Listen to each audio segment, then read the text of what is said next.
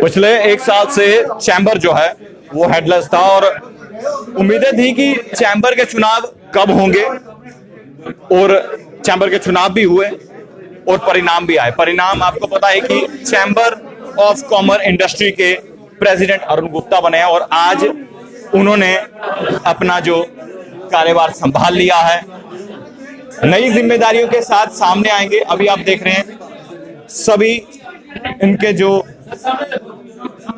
इनके साथ थे जो चुनावों में, वो इनके साथ अब खुशियां मनाते हुए सामने आए हैं। अरुण जी से हम बातचीत भी करेंगे, लेकिन तस्वीरें हम आपको चैम्बर ऑफ कॉमर्स इंडस्ट्री के ऑफिस की बता रहे हैं, कार्यालय की।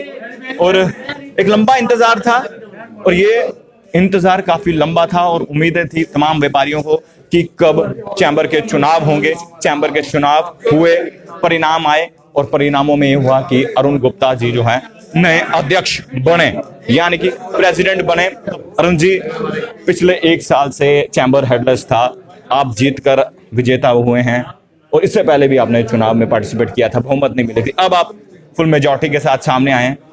पिछले जो कार्य रुके थे, क्या लगता है कौन कौन से कार्य रुके हैं और अब आपको कौन से कार्य पूरे करने हैं? देखिए, जो पिछले एक साल से मैं ये देख रहा था, 2 साल से रादर देख रहा था कि जो लोग भी यहाँ पर चैम्बर में आते थे उनको रिस्पेक्ट नहीं मिलती थी। मैं उस रिस्पेक्ट को फिर से बहाल करूँगा, ये मेरी प्रायोरिटी रहेगी। दूसरा, क्योंकि एक साल में चैम्बर पूरी तरह से हेडलेस थी और परेशानी जो है व्यापारियों को बहुत ज़्यादा थी। कोविड-19 आया, उससे पहले दफ़ा 370 हटी और उसके बाद में अगर आप देखेंगे जीएस डिपार्टमेंट जो है उन्होंने भी पूरी कोशिश की इस दौरान में, और जितने हमारे व्यापारी हैं उनको पेनलाइज किया। 2G होने की वजह से सर्वर डाउन हो जाता था और सर्वर डाउन होने से ई-वे बिल जो है वो कई बार नहीं बनता था और रास्ते में जो इनके जीएसटी का नाका था वो पकड़ करके उनको पेनल्टी लगाते थे और हैवी पेनल्टी लगाते थे। और मेरा ये कोशिश रहेगी कि ये सारी चीज़ें बंद हों। जब तक 4G रिस्टोर नहीं होता तब तक तो बिल्कुल ही 2G बंद होना चाहिए। और जो जीएसटी की जो लिमिट है 50,000 से 1 लाख करनी पड़ेगी, ये गवर्नमेंट को मैं पूरी तरह से कोशिश करूँगा जी। और इसके अलावा बहुत सारे ऐसे प्रोजेक्ट हैं जो टूरिस्ट रिलेटेड प्रोजेक्ट्स हैं जो पिछले काफ़ी देर से हम सुनते आ रहे हैं, प्रोजेक्ट कंप्लीट नहीं हो रहे हैं। मेरी पूरी कोशिश रहेगी इस दौरान में वो प्रोजेक्ट पूरे हों। अब यूटी की बात हम करेंगे, क्योंकि राज्य को यूटी में तब्दील किया गया, सरकार नहीं है यहाँ पर, यूटी का कंट्रोल है।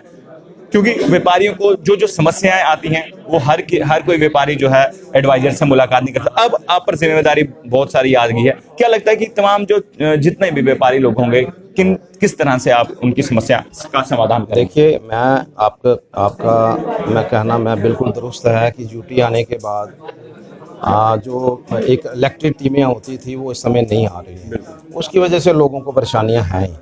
और मेरी पूरी कोशिश होगी एलजी से मिलने के बाद, मैं कोशिश करूंगा पहले तो अपनी टीम के साथ बैठ करके मैं पूरा एक मैप तैयार करूंगा कि मुझे क्या क्या काम करने हैं, प्रायोरिटी पे क्या क्या काम तो बहुत सारे हैं।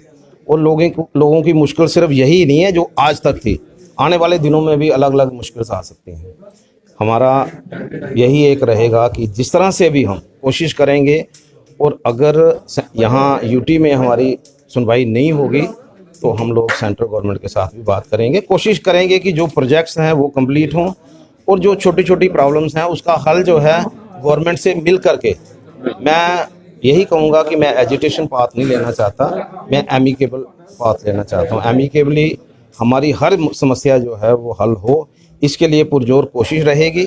और इसमें अगर कहीं कोई प्रॉब्लम आती है तो फिर हम लोग चुनावों से पहले कुछ एक मसला भी बना हुआ था, 461 जो मेंबर थे उनको चुनावों में पार्टिसिपेट नहीं किया गया था, क्या ये जो मामला था क्या अब? देखिए, ये कोई मसला नहीं है।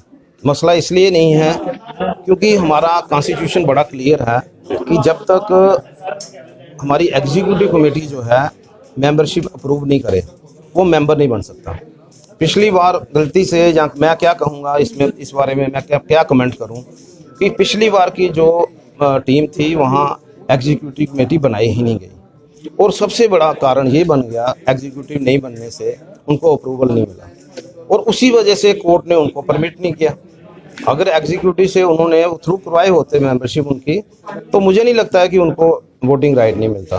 कहीं ना कहीं गलती हुई है, उसका सुधार हो जाएगा, कोई वो बड़ी प्रॉब्लम नहीं है। वो 465 मेंबर जो हैं वो हमारे मेंबर हैं, और इस जो हम लोग अभी टीम बनाएंगे, एग्जीक्यूटिव कमेटी बनाएंगे, उसमें हम उसको थ्रू करवाएंगे और वो हमारे परमानेंट। जैसे हमने 4G की बात की, और क्या क्या समस्या का सामना करना पड़ता है व्यापारी वर्ग के लोगों को, क्योंकि आपने इस वक्त जिम्मेदारी आप पर भी बन गई है तमाम व्यापारी वर्गों का ख्याल रखना। 4G के रिलेटेड क्या क्या समस्या आ रही है?